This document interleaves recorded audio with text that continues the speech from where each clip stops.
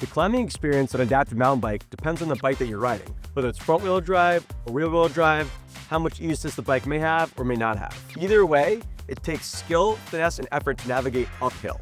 For adaptive mountain bike riders to trail ride without support, the trail must limit the hazards that adaptive mountain bikers face.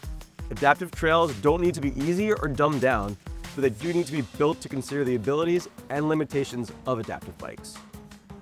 Most adaptive riders can't hop off their bike and walk if the trail surface isn't grippy enough for their tires. So when you're building adaptive trails, make sure there's not excessive loose gravel where an able-bodied rider might get off the bike and walk through that section because an adaptive rider can't. You also need to avoid things like mud holes or slick rocks where an adaptive rider just won't be able to pass if they're strapped into their bike. Obstacles in the trail, such as roots and rocks, can add character and challenge, but they can also be an issue if they stop or tip adaptive bikes, so it's important that all bikes can pass them at an appropriate speed.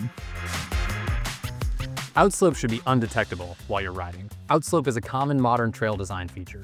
It sheds water off the trail tread, but even on two-wheeled bikes, excessive outslope makes the trail feel off-camber and like you're fighting gravity to stay on the trail. Adaptive bikes are more sensitive to outslope. Just a few degrees of tilt can tip a rider over. Maintain minimal outslope as needed and avoid outslope on corners.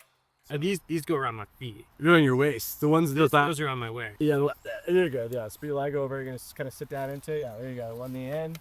Big day here. We're gonna go take one of Greg's bikes out on the trail, the second trail that we're building here at the driving range, which will be the first time an adaptive bike goes down. So we're gonna do some trail testing. And we're designing and building a climbing corner with an adaptive bike in mind. The things we're looking for are a relatively flat area, somewhere where we can try to put a corner in that's 15 to 20 foot radius is ideal. What you're really aiming to do is have that radius be larger than the actual turning radius of the adaptive bike, because if it's smaller than that, then you're risking a tip over at the top of that corner, which is kind of the most dangerous, vulnerable part for that rider. Rest spots need to be big enough to accommodate at least one adaptive mountain bike, and ideally multiple adaptive mountain bikes, including other riders. Typically, these are going to be about a 4-foot wide pull-off. Bridges should be at least 42 inches wide, but 48 is preferred. If one or both sides of the bridge are a drop-off, consider making the bridge wider and curbing the edges of the bridge to keep tires on it.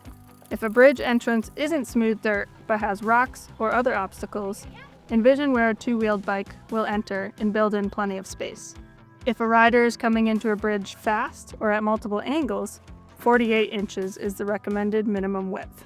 Wider bridges also provide medevac and excavator access.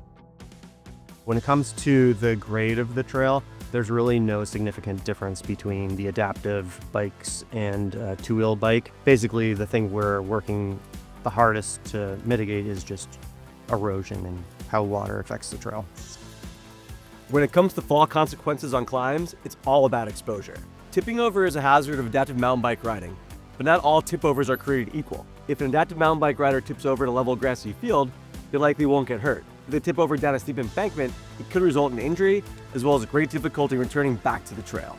If there's technical obstacles on a climb, make sure they're passable by adaptive mountain bikes.